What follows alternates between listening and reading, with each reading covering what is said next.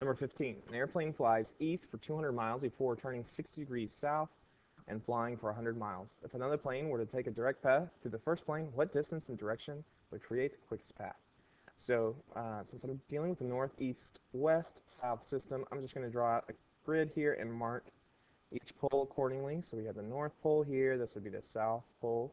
Over here to the right is east, and the west is to the left. So a plane, we'll do the first plane in red, heads out, and it says 200 miles east. So we go 200 miles east, we'll call this 200 there, before turning 60 degrees to the south. So from the direction it's heading, it now turns 60 degrees towards the south. So this would be a 90-degree turn. So 60 degrees south is going to be something like this, and flying for 100 miles, so about half the distance. So we'll just put it like that. So here I have 200 miles. This is 100 miles. I don't put the 100 on this side. That's 100 miles. And this angle right there is 60 degrees. Now we want to know what direction and distance should a second plane take to get there directly. And so I'll do this one in blue. We want to know what path is this to get to there. That's what we're looking for.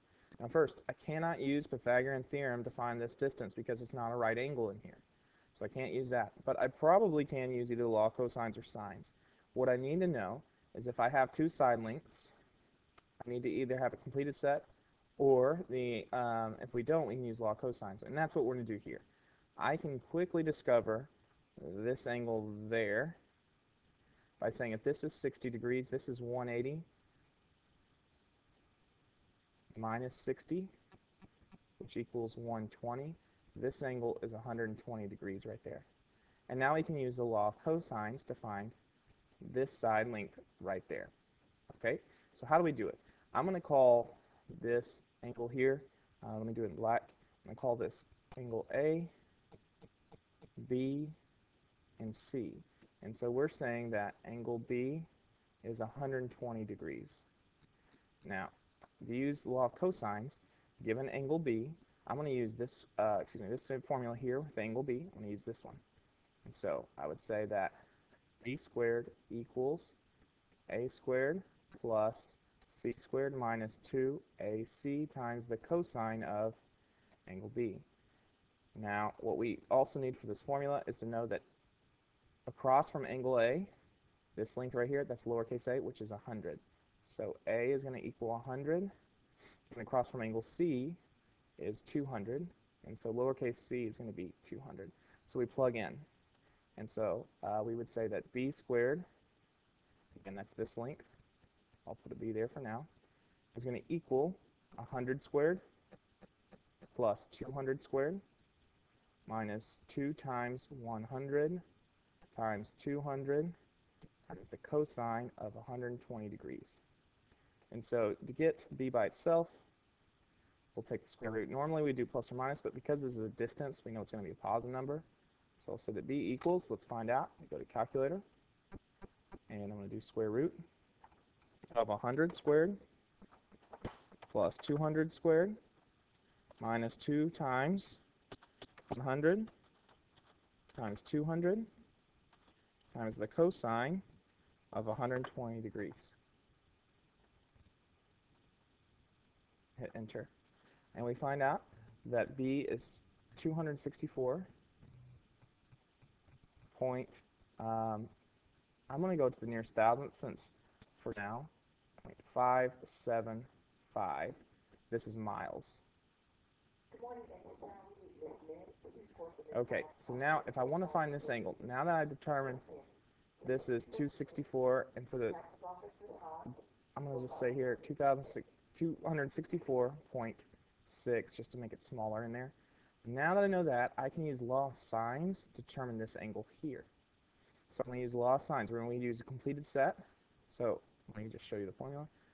It's a completed set, like angle A over A is equal to, I should have said sine A over side A, is equal to sine of angle B over B, and such with C.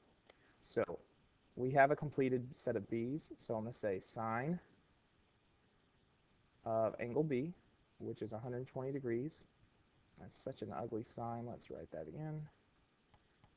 over side length B, which I'll now do the 264.575, is going to equal sine, and since I want this angle there, I'm going to use the side across from it, which is 100, sine of unknown angle A over 100. You could insolve this, but I'm going to do so by cross multiplying, dividing. This is how I'm going to solve this. I'll cross multiply, that's what that's called, and then we'll divide as the next step. So the cross multiplying, I would get that 100 sine of 120 equals 264.575 sine of angle A.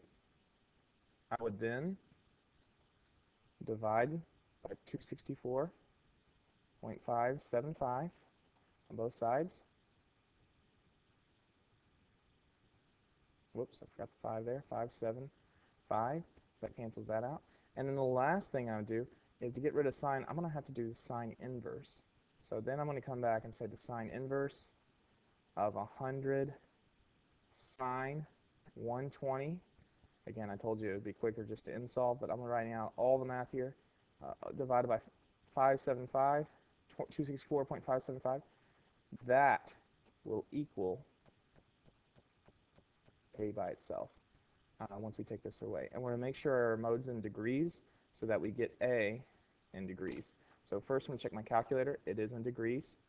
So now I'll type this in. So I go trig sine inverse of a fraction here, 100 sine of 120 degrees over, and I'm just going to select the answer here. And so I'm going to hit Control and select that. Hit Enter, it copies it in, and it gives my exact value here. The answer is that A is 19.1 degrees. And so here's how you would write that as an answer, is the plane should fly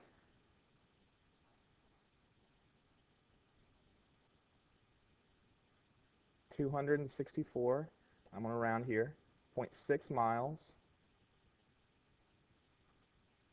at, starting from the east, you could head east 19.1 degrees south. That's how you would write this answer here. That would be the correct way of displaying your answer.